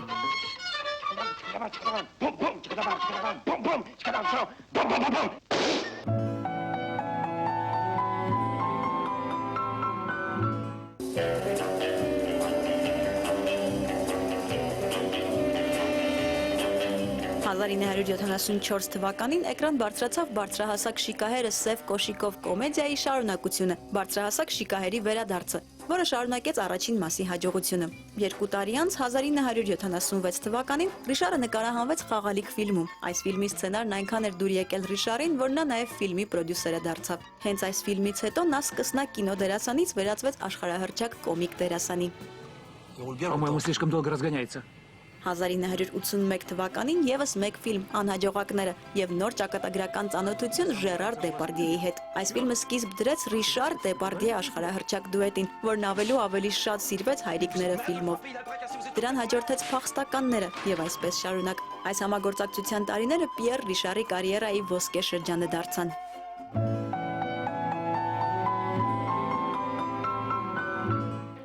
Մի քանի տարում հայտնի դարձած ու սիրված դերասանը 36 տարեկանում սկսեց նկարել սեփական ֆիլմերը, որոնցում նա միաժամանակ եւ սցենարիստ էր, եւ ռեժիսորը, եւ գլխավոր հերոսը։ Ֆիլմերի վերնագրերն արդեն խոսում են դրանց երգիծական բնույթի մասին։ Ցրվածը, Ալֆրեդի ձախորդությունները, Ես ոչինչ չգիտեմ, բայց ամեն ինչ կասեմ, Ես ամաչկոտ եմ, բայց բուժվում եմ, Այդ ես չեմ, այդ նա է, եւ այսպես շարունակ։ Հանդիսատեսի ծիծաղն իմ թմրադեղն է, առանց որի ես կմեռնեմ։ Ուրիշ ոչ մի բան, անգամ ալկոհոլը չեն կարող ինձ այդպիսի երջանկություն պատճառել։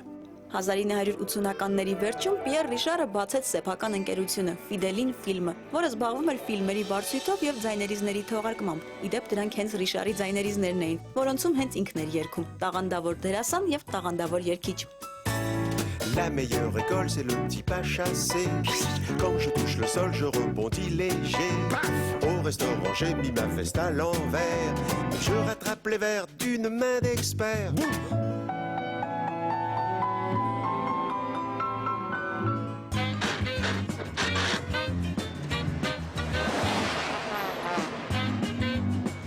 Երգիծական ֆիլմերը հաջորդում էին իրար ծակոց անձրևանոցով, փախուստ, վերելակից դեպի ձախ եւ բոլոր ֆիլմերում մի ընդհանրություն կար։ Ռիշարի հերոսը, որն արդեն ուներ ինքնատիպ անհատականություն, միայն իրեն բնորոշ թափթփված շարժուձև եւ ծիծաղ առաջացնող յուրահատուկ հմայք։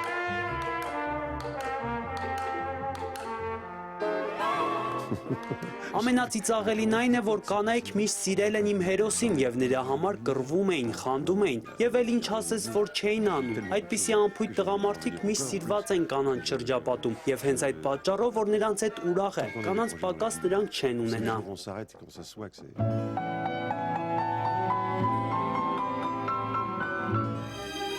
Պիեր Ռիշարը փայլուն տաղանդ ուներ կոմիկ կերպարներ մարմնավորելու հարցում, բայց 2003 թվականին նրա կերտած Ռոբինզոն Կրուզոն երևի լավագույն Ռոբինզոնն է ամբողջ կինոպատմության մեջ։ Այս ֆիլմով հանդիսատեսը համոզվեց, որ Պիեր Ռիշարը նույն հաջողությամբ կարող է նաև դրամատիկ հերոս ստանալ։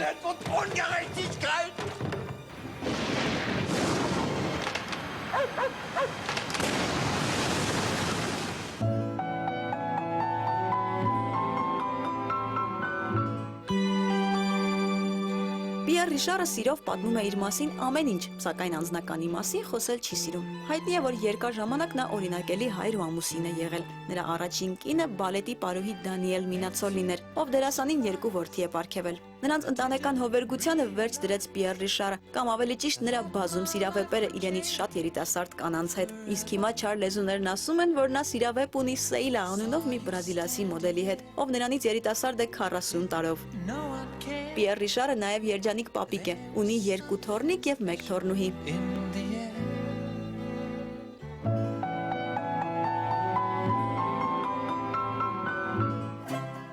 Պիեր Ռիշարն ասում է, որ ինքը ծույլ է, իսկ ծուլությունն աշխատանքի հետ անհամատեղելի է։ Դրա համար դերասանի մասնագիտությանը նա վերաբերվում է որպես զվարճանքի։ Նրա սիրելի զբաղմունքներից մեկն էլ գինեգործությունն է, որով դերասանը սկսել է զբաղվել իր հին ընկեր Ժերար Դեպարդյեի խորհրդով։ Նրա ֆիրմային գինին, որն արտահանվում է Բելգիա, կոչվում է Շատո Բել Էվեկ։ Չի սիրում նոր ու թանկ հագուստ։ Նրան չեն գրավում թանկագին զարդերն ու ճոխության այլ պարագաները։ Փոխարենը սիրում է ճանապարհորդել, ձկնորսություն, թենիս, մեքենաների մրցավազք, դահուկներ եւ մոտոցիկլ։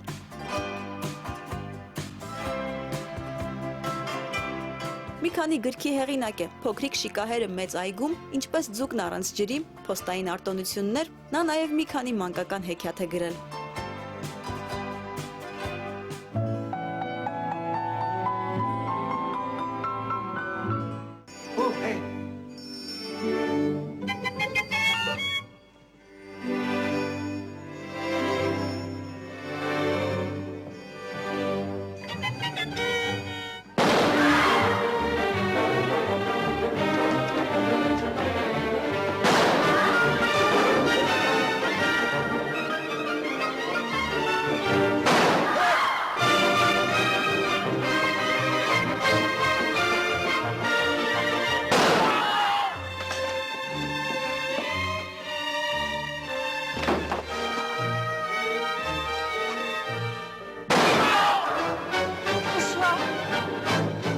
Տեսակի անհեթեթությունների ու անհարմար իրավիճակների մեջ ուրախություն գտնող ու մարդկանց ծիծաղ պարգևող դերասանն այսօր 81 տարեկան է։ Կյանքում շատ բան է հասցրել։ Նկարահանվել է մոտ 55 ֆիլմում, նկարահանել 7-ը։ Սեփական ձայնասկավառակն ունի, սեփական ընկերությունը, սեփական գինին, 2 երեխա եւ 3 թոռնիկ, երիտասարդ ընկերուհի եւ անցյալում թողած բուռն ու հետաքրքիր կյանք։ 2 մեծագույն երազանք ուներ, մեկն արդեն իրագործել է։ 1988 թվականին ֆիլմ է նկարահանել Կուբայի ազգային հերոս Էրնեստո Չէ Գևարայի մասին։ Ֆիլմը կոչվում է Պատմիր ինձ Չէի մասին։ Մյուս երազանքը դեռ օդում կախված է։ Դերասանն ուզում է յուրովի մեկնաբանել Դոն Քիշոտին։ Ես ի ծնե կազմակերպչական շնորհ ունեմ, дրա համար միշտ հասնում եմ իմ նպատակներին, եթե անգամ ստիպված եմ լինում դրանց հասնել մեծ դժվարությունների ու կորուստների գնով։ Սոնա Ղուկասյան, Սնեժանա Չալյան, Առավոտը շանթում։ Quant au hasard des jours, je m'en vais faire un tour à ma nouvelle adresse. Je ne reconnais plus ni les murs, ni les rues qui ont vu ma jeunesse. En haut d'un escalier, je cherche l'atelier, dont plus rien ne subsiste. Dans son nouveau décor, Montmartre semble triste, et les lilas sont morts. La bohème, on était jeunes, on était fous. La bohème,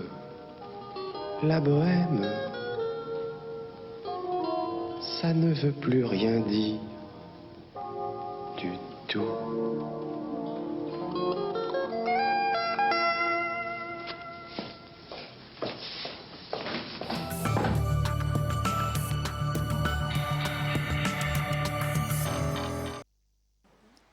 Պիեր Ռիշարը կասեր գովազդ մեր եթերում։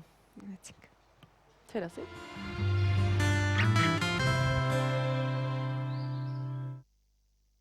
Վերադարձանք դադարից հետո ու ժամանակն է եւս մեկ անգամ հիշելու մեր գործընկերներին։ Մեր հաղորդման հովանավորն է Ծաղկաձորի Ոսկու աշխարհ հյուրանոցային համալիրը։ Հյուրանոցում գործում է մանկական խաղահրապարակ, լողավազան, խաղասրահ, բարձրակարգ համարներ ու հանդիսությունների ամենամեծ սրահը։ Ամանորի տոներին ընթരാճ ամրագրեք ձեր տեղերը Ծաղկաձորի Ոսկու աշխարհ հյուրանոցային համալիրում։ Ոսկու աշխարհ հյուրանոցային համալիր հեռախոս 010 58 3006։ Մեր գործընկերն է Ուրենի ռեստորանային համալիրը, ընտանեկան ու ընկերական ժամանց է կազմակերպելու հիանալի վայր։ Համալիրում գործում է նաև Ուրենի Պանդոկը, հայկական խոհանոցի հայտնի ուտեստներ, բարձրակարգ սպասարկում, լուսային եւ ձայնային հագեցվածություն եւ կենդանի երաժշտություն։ Այս ամենը անմոռանալի կդարձնեն ձեր կյանքի հիշարժան տոները։ Հանդիպման վայրը Աշտարակի խճուղի 2 Վահագնի թաղամասի դիմաց հեռախոս 010 39 59 60։ Մեր հաղորդման հովանավորն է Դելտա Կլինիկ բժշկական կենտրոնը, որտեղ ձեզ սպասվում են հաճելի անակնկալներ զանազան ակցիաների տեսքով։ Այցելեք Դելտա Կլինիկ եւ կատարեք բոլոր օրգան համակարգերի համակարգչային ստուգում, 4D սոնոգրաֆիա, էխոսրտագրություն, անոթների դուպլեքս հետազոտություն, այդ ամենը զղջված գներով։ Ուշադրություն, մինչև դեկտեմբերի 30-ը մազահեռացումը Դելտա Կլինիկում կատարվում է 50% զեղչով։ Դիմավորեք նոր տարին առողջ, անհոգ եւ գեղեցիկ։ Դելտա Կլինիկ հեռախոս 500 560 հասցեն Թամանյան 6 Կասկադի հարևանությամբ։ Իսկ եթերը կշարունակի օրվա դեղատոմսը իր ժողովրդական խորհուրդներով։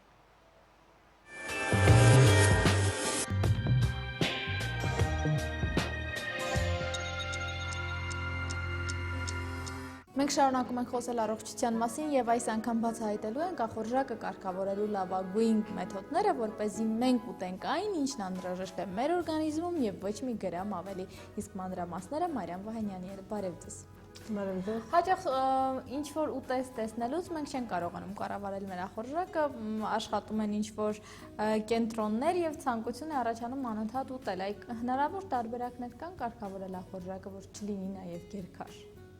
Լինում է պահ, երբ սոված ես լինում, ինչու է մարդ անընդհատ ուզում ուտել, ինչու, որովհետև եթե սոված ժամանակ մարդու ստամոքսում արտադրվում է հորմոն,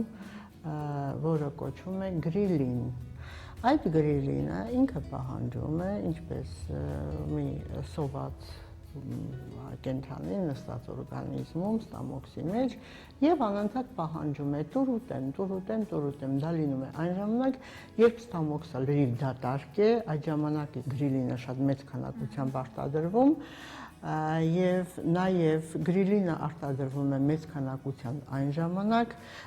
բոլորը իհարկե կհավաստեն, որ երբ ներվային համակարգը խանգարվում է եւ իրենց մոտ ստրեսներ են, իրենք անընդհատ գնում են հաց ուտելու սառնարան դեպի։ Կամ ինչ-որ մի բան ուտելու։ Մի բան ուտելու, այո, դա ինչով է պայմանավորված։ Դա նույնպես պայմանավորված է նրանով, որ առաջանալով ստրեսային բջիջներ ավելանում է ադրենալինը եւ այդ ժամանակ, այսինքն կարոտին ֆերմենտը, եւ այդ ժամանակ է, որ գրիլին ֆերմենտը ստամոքսում շատ արագ եւ չափից ավելի է արտադրվում եւ դրա համար էլ մարդ հաճախ մտածում է իր ստրեսային վիճակը կարգավորելու համար գնում է սառնարան, այսինքն այդ գրիլի ֆերմենտն է, հորմոնն է, որ ինքը պահանջում է օրգանիզմից, որ տուր որևիցե մի բան ուտեմ, որպեսզի հանգստանամ։ Եվ բացի այդ իհարկե կա խնդիրներ այդ ժամանակ, որ եթե մենք օգտագործում ենք հաց եւ հիմնականում կամ սնունդ, այդ ժամանակ եւ մանավանդ ստրեսային վիճակում, որ գնում է գիրացման, բայց կարելի ավելի հեշտ միջոց, ավելի լավ միջոց, եթե մենք խմենք մի բաժակ ջուր անգամ, նա արդեն հագենում է, այսինքն ստամոքսը ինչ որ բան ստացավ, ինքը այսինքն ուտելուց առաջ էլ եթե մենք խմենք մի քանի բաժակ ջուր, մեխանիկորեն այո, ստամոքսը լցվում է, այո, այսինքն գրիլի ֆերմենտը ինքը պարտադիր չի, որ անպայման սնունդ լինի, իրեն պետք է որևիցե մի բան, իսկ մենք դա կարող ենք շատ հանգիստ իրեն խաբել այդ ֆերմենտին, որը քաղցի զգացում է առաջացնում մեր օրգանիզմում,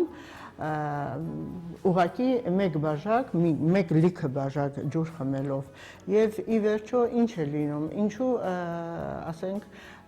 եթե քաշը բարձր է, մեծ է, մարդը այդ ժամանակ ավելի շատ սնունդ է օգտագործում, ինչը որտեղ ստամոքսը մեծ է, գրիլին ֆերմենտ ավելի շատ է արտադրվում, իր սովի զգացումը ավելի շատ է լինում եւ նրան պետք է քանակություն, որ այդ սովի զգացումը լրացնի, ստամոքսը մեծացնի։ Դրա համար այն մարդկանց մոտ, որոնց ստամոքսը փոքր է, նրանց մոտ ավելի հեշտ է կառավարելի եւ մի փոքր սնունդ օգտագործելուց գրիլը քիչ է։ Դրա համար յուրաքանչյուրին, որպեսզի քաշի անկում լինի, ընդ որում մենք մոտ ենք ամանորին, մենք մեզ շատ հաճելի է այդ տոները, որ մենք հաճույքով եւ համտես ենք յուրաքանչյուր սնունդ, որպեսզի մենք ինքներս մեզ խաբենք անպայման ինչ ուտելը կամ եթե կա քաղցի զգացում, ինչու՞ չէ, օրը 1-2 անգամ կարելի է մեզ ուղղակի խաբել, այսինքն գրիլին ֆերմենտին Եվ ի վերջո կլրացնենք նաև ջրի անհրաժեշտ քանակը վերողնի։ Ոչ միայն կլրացնենք, այլ նույնիսկ մեր առողջությունը ավելի լավ կաշխատի, մեր առողջական վիճակները կլավացնենք եւ բացի այդ արյան մեջ մեր եթե արյունը խիտ արյուն չենք ունենա, սիրտանոթային համակարգը լավ կլինի եւ ի վերջո արյան ճնշում այս ընթացքում երբեք չենք ունենա։ Շնորհակալություն, դե ինչ հետևեք մեր խորհուրդներին, նաև on-line հարթակում, իսկ մենք նորերով ու ավելի օգտակար բացահայտումներով դեռ կհանդիպենք։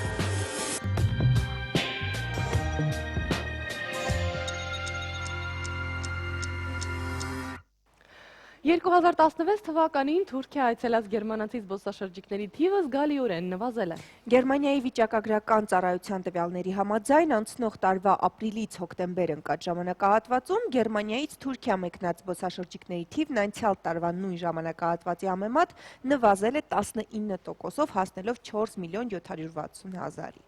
Զբոսաշրջիկների թվի նման անկումը պայմանավորված է վերջին շրջանում Թուրքիայում առավել ակտիվացած ահաբեկչական հարձակումներով։ Նշվում է նաև, որ 2017 թվականին իրավիճակի բարելավման որևէ հույս չկա։ Երկու երկրների միջև զբոսաշրջային հոսքի նվազումը ծանր է անդրադարձել նաև Գերմանիայի վրա։ Օրինակ դեպի Թուրքիա զբոսաշրջային չվերթներ կազմակերպող գերմանական Thomas Cook Tour օպերատորի այս տարվա եկամուտը 2015 թվականի համեմատ նվազել է գրեթե կեսով։ ՄԱԿ-ի 2015 թվականի տվյալներով աշխարհի 9 երկիր կորցրել է իր բնակչության 1/5-ը կամ մեծամասնությունը։ Բոսնիայում եւ Հերցեգովինայում ծնվածների 1/3-ն ապրում է այլ երկրներում։ Հայրենիքը լքել է նաև Ալբանիայի եւ Ճապոնիայի ծնվածների 28%-ը։ Ղազախստանում, Սիրիայում, Տրինիդադ եւ Տոբագոյում, Մակեդոնիայում եւ Պորտուգալիայում ծնվածներից յուրաքանչյուր 5/3-ն ապրում է այլ երկրում, իսկ Հայաստանում ծնվածների 25%-ն է այսօր բնակվում արտերկրում։ Հայկական միգրացիայի այս տարվա պատկերը վերլուծել է մեր հաջորդ տեսանյութը, որն առաջարկում ենք ձեր ուշադրությանը։ Գնացինք։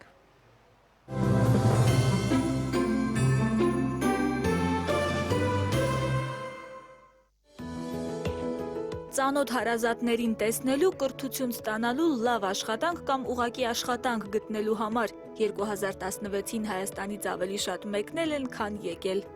2016 թվականի 9 ամիսների արձանագրված միգրացիայի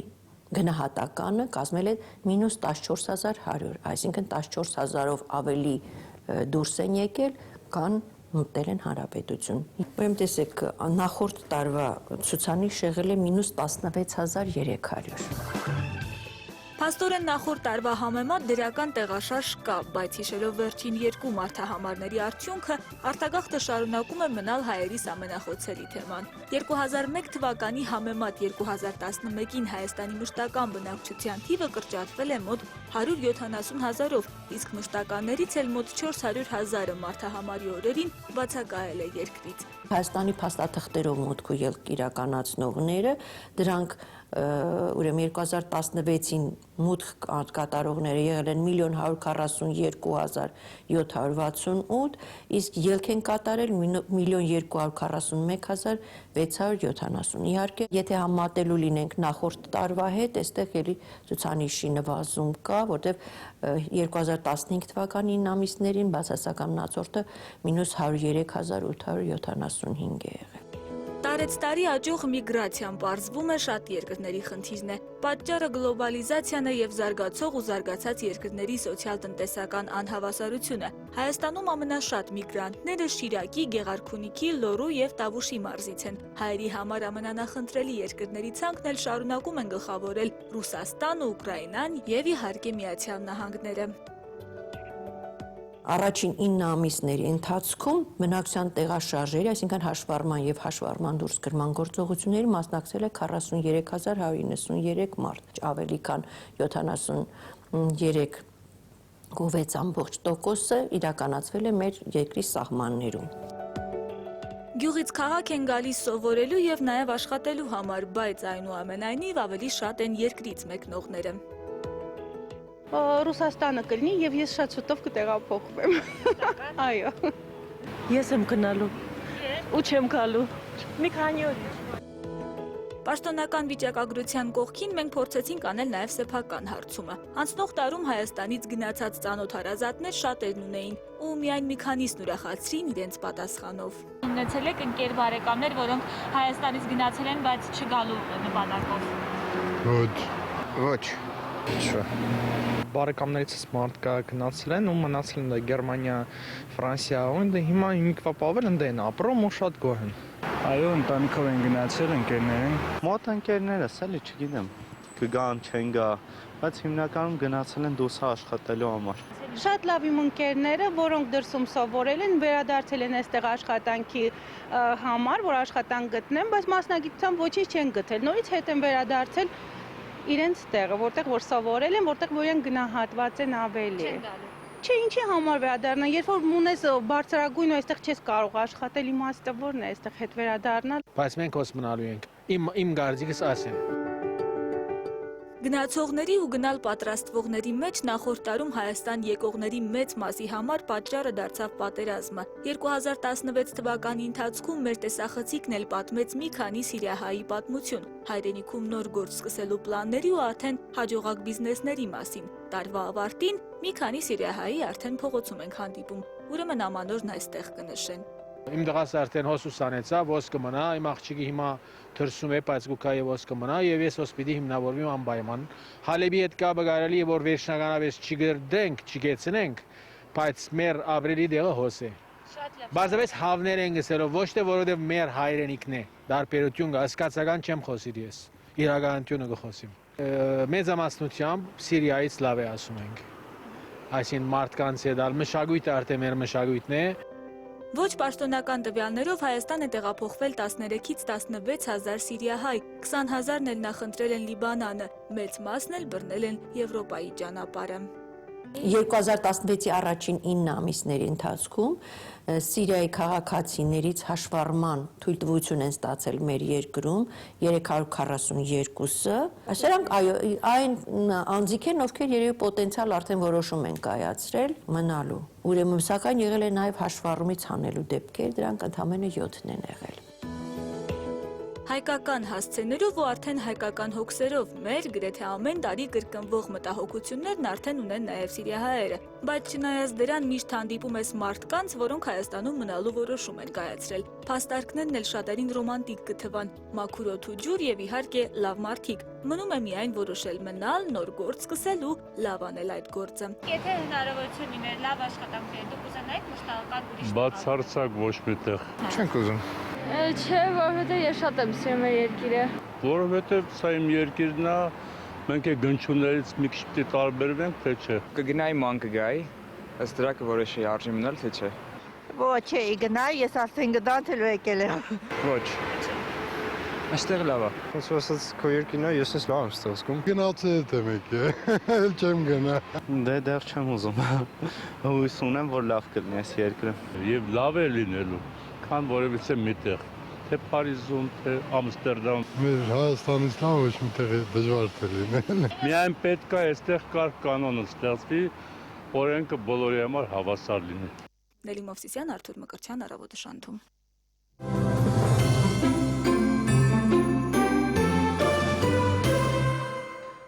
Հուսանք, որ 2017-ը հետ կբերի բոլոր այն մարդկանց, ովքեր մեկնել են, եւ մենք կլինենք մեր երկրում, կծառայենք մեր երկրին։ Այո, պիտի մնանք ու կառուցենք մեր սիրելի Հայաստանը։ Ինձ ճակատից խփի չեմ գնա։ Դու։ Ես չեմ գնա։ Գովաստ։ Գովաստ։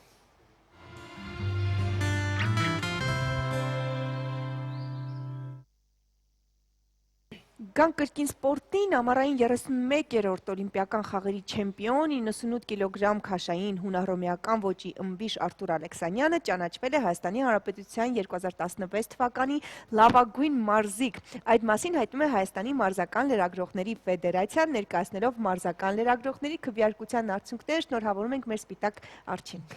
Լավագույն տասնյակը համալրում են նաև հունահռոմեական ոճի ըմբիշ Միհրան Հարությունյանը, ծանրամարտիկ Սիմոն Մարտիրոսյանը, ծանրամարտիկ Գոր Մինասյանը, Նազիկ Ավդալյանը, մարմնամարզիկ Հարություն Մերդինյանը, ծանրամարտիկ Անդրանիկ Կարապետյանը, Ռիփսիմե Խուրշուդյանը, հունահռոմեական ոճի ըմբիշ Վարշան Բորանյանը եւ 10-րդ տեղում է մարմնամարզիկ Արթուր Դավթյանը։ Դե ինչ 2016 թվականի հերոսներն եք դուք, Բոլորին իսկապես բոլորին շնորհավորում ենք եւ հպարտանում ենք ձեզնով։ Գանք Երևանի տոնական միջոցառումներին։ Այս տարի 39 միլիոն դրամ է նախատեսված Երևանի տոնական միջոցառումների համար։ Տոնական Երևանն էլ ավելի մշակութային է լինելու, քան շոու բիզնեսային եւ հունվարի 2-ից արդեն Երևանի պատմության, Էրեբունու եւ ժամանակակից արվեստի թանգարանների դռները բաց կլինեն այցելուների համար։ Այժմ առաջարկում ենք շրջել Երևանի փողոցներով եւ գնահատել մեր մայրաքաղաքի այս տարվա տոնական հանդերձները։ Գնացինք։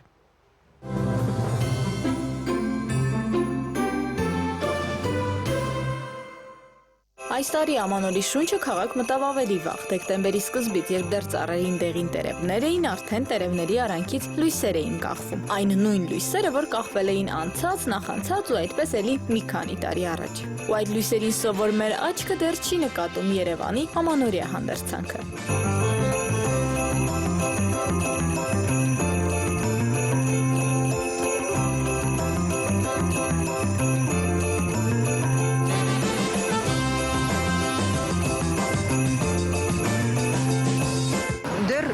Լրիվ չեն վերջացրել։ Դեռ ինձ թվում է կլինի ինչ-որ մի ուրիշ բան։ Սա ես չեմ տեսել ոչ մի բան։ Չեմ տեսել ես։ Դեռ հələ չեմ տեսել։ Ես էլ չեմ նկատել, չեմ նկատել։ Հանրապետության հրապարակում այս տարի էլ բան չի փոփոխվել։ Մի տեսակ նույնիսկ պակասել է։ Փոխարենն այս տարի փոխված է Ազատության հրապարակը։ Առաջին անգամ այստեղ իր գեղեցկությամբ կփայլի նաև տոնածառ 28 մետր բարձրությամբ եւ 800 խաղալիքով։ Սառցե քաղաք, կարուսելներով ու ձմեռ պապի դյունանուշներով։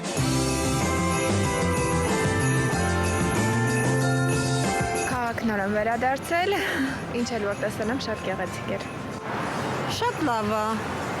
Լավ, այս տարի ավելի գեղեցիկ են զարդարել, հուսում եմ փողոթան գեղեցիկ տնակներ են դրել։ Հա, լավ է։ Այս տարի նախորդ տարվա համեմատ զարդարանքների համար տնտեսել են 20 միլիոն դրամ։ Այդ գումարով նախատեսում են փոքրիկներին ու կարիքավոր ընտանիքներին նվերանակնկալներ մատուցել, իսկ տոնական միջոցառումների ընդհանուր ծախսը կազմել է 39 միլիոն դրամ։ Անփոփոխ լույսերի ու մի քիչ փոփոխված դեկորների համար, որոնք միշտ չէ ու բոլորը չէ, որ վառվում են անխափան։ Դրանք դեռ կհասցնենք տեսնել գիշերային զբոսանքի ժամանակ։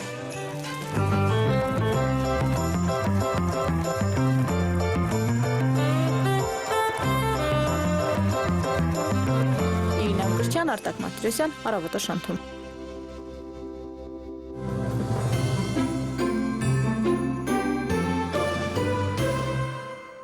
Այսպիսին էր մեր քաղաքը, դե ինչ։ Դե ինչ, այսպիսին է մեր քաղաքը, ափսոս աստղը չէր վառվում, բայց արդեն վստահ եմ վառվում էր, այդ պահին դեռ փորձարկումներ էին անում։ Իսկ Հռոմի բնակիչներն իրենց գլխավոր տոնածառը կոչել են ամենաընճորնին ողջ աշխարհում, այսքան անկեղծ են նրանք։ Շատ բնակիչներ հայտարարել են, որ ավելի լավ կլիներ առհասարակ Եղևնի չունենալ, քան քաղաքի կենտրոնում նման տգեղ ծառ տեղադրել։ Ոմանք էլ հավելել են, որ Հռոմի գլխավոր տոնածառն արտացոլում է քաղաքի վիճակը, ծածկված է եւ կեղտոտ։ Լրատվամիջոցները պատմում են, որ երբ քաղաքապետը հանդիսավոր արարողության ընթացքում վառել է Եղևնու լույսերը, ծափահարությունների եւ ուրախ բացականչությունների փոխարեն քար լռություն է տիրել։ Քաղաքի բնակիչներն ապրել են անշուք ու տկլոր Եղևնու տեսքից։ Դրա գագաթին անգամ ավանդական հրեշտակը չի եղել։ Գտնվել են նաև համեստության ջատագովներ, ովքեր նշել են, թե լավ է, որ այս տարի քաղաքապետարանն անցողիկ ու թեթևամիտ շքեղության նպատակով չի ծախսել պետության փողերը։ Այս տարի մենք էլ 20 միլիոն դրամ տնտեսել վարել էինք, բայց աստղը չէր վարվում, վստահ ենք, որ հիմա արդեն վարվում է, անցնենք առաջի վերջո չդիմանալով քննադատությունների տարափին, քաղաքային իշխանությունները գտել են տոնածառը զարդարելու միջոցներ եւ հիմա ասում են, թե այն բավական լավ տեսք ունի ու կարծես, թե պատրաստ է նոր տարին դիմավորելուն։ Չգիտես ինչու ինձ միևնույն է թվում է, որ Հռոմի տոնածառը չզարդարած ավելի լավն է, քան Ես վստահ եմ, որ մեր տոնածառը ավելի լավն է, քան Հռոմի տոնածառը։ Այժմ վերադառնանք Երևան եւ վայելենք մեր ամանորյա տոնավաճառի վարգույնները եւ ջերմացնող բույրերը։ Թող ձեր գլխավերևում միշտ փշողացող աստղ լինի։ Տեսանյութ։ Լավ։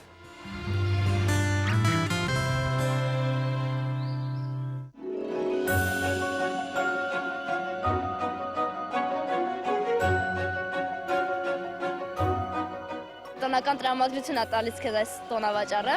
շատ հաճելի է, ամեն օր գալիս ենք։ Ամեն օր համարյա գալիս ենք։ Գալիս ենք, զբոսնում ենք եւ նվերներ ենք գնում։ Այս տնակները շատ լավն են, ես ուզում եմ ստեղ բոսնել։